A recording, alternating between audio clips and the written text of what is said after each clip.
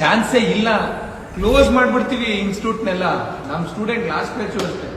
ಅಧಿಕಾರ ಇದೆಯಾ? ಪೇರೆಂಟ್ಸ್ ಬಿಟ್ರೆ ನನ್ಗೆ ಅಧಿಕಾರ ಇದೆಯಾ? ನಾನು ಟೇಕ್ ಕೇರ್ ಮಾಡ್ಬೇಕು, ನಿಮ್ಗೆ ಗ್ರೋತ್ ಮಾಡ್ಬೇಕು ಅನ್ನೋದು ಇದೆಯಾ? ಅದ್ ನಿಮಗ್ ಬಿಟ್ಟಿದೆ ಸರ್, ಎಲ್ಲರೂ ಹಂಗೆ ಇರ್ತಾರೆ ಅಂತ ಏನಿಲ್ಲ. ನೀವಿದ್ದೀರಾ ಇರಿ ಅಷ್ಟೇ.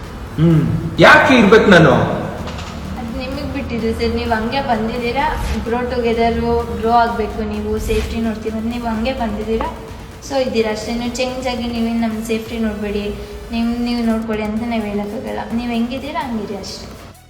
ಮೇಡಮ್ ಕೋಪ ಬೇಜಾರಾಗಲ್ಲ, ಬಿಟ್ಬಿಟ್ಟು ಹೋಗ್ಬಿಡೋಣ ಅಂತ? ಇಲ್ಲ ಸರ್, ಕೈ ಮುಂದೆ ಬೇಜಾರಾಗಲ್ಲ, ಬೇಜಾರಾಗಲ್ಲ, ಕೋಪ ಬರಲ್ಲ ಅಷ್ಟೇ. ಯಾಕಂದ್ರೆ ನಾನು ಬೆಳಿತಿದ್ದೀನಿ ಅಂತ ನನಗಿದೆ ಸರ್, ಇದೆ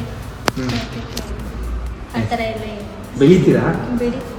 ಎಸ್ ಸರ್, ಹೇಳಿದ್ದು ಹೇಳ್ತಾ ಇರ್ತೀರಾ, ಯಾಕೆ 5 ಅವರ್ 6 ಅವರ್? ನೋ, ಬಿಡಲ್ಲ.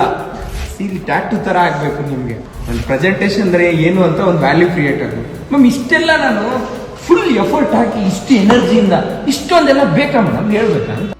ಆ ಥರ ಸ್ಟ್ರಗಲ್ ಇಂದ ಬಂದಿರೋದಕ್ಕೆ ನಿಮ್ಗೆ ಅದು ಜಾಸ್ತಿ ಮೈಂಡಲ್ಲಿ ಇದ್ದಿರುತ್ತೆ. ನಮ್ಮ ಸ್ಟೂಡೆಂಟ್ಸ್ಗೆ ಆ ಥರ ಆಗಬಾರ್ದು, ಅವರು ಬೆಳಿಬೇಕು, ಅವ್ರದ್ದು ಸೇಫ್ಟಿ ನೋಡಬೇಕು ಅನ್ನೋ ಕನ್ಸರ್ನ್ ಇರುತ್ತೆ. Thank you so much. ಇವಾಗ ಲೈವ್ ಎಂಡ್ ಮಾಡ್ತಾ ಇದ್ದೀವಿ. ಕನ್ಕ್ಲೂಷನ್ ಸಿಕ್ಕಿದೆ.